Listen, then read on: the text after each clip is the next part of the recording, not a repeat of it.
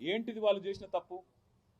ప్రభుత్వం అదానీ కోసం, రేవంత్ రెడ్డి అల్లుని కోసం ఇష్టారీతిన భూములు గుంజుకుంటానంటే మేము ఇయ్యము, మేము ఇచ్చే సమస్యనే లేదు, 70 లక్షలు విలువ చేసే భూమిని నువ్వేదో 10 లక్షలు మొహాన కొట్టి తీసుకుంటానంటే ఎందుకు ఇస్తాము, ఇయ్యము, అయినా మాకున్నదే ఈ భూమి ఎందుకు ఇయ్యాలి అని చెప్పి తిరగబడ్డారు ఆ రైతులు.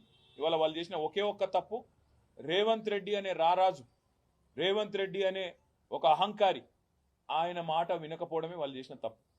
ఇంకా ఘోరం ఏంటంటే నిన్న మధ్యాహ్నం 12 తర్వాత ఏంటిది వాళ్ళు చేసిన తప్పు?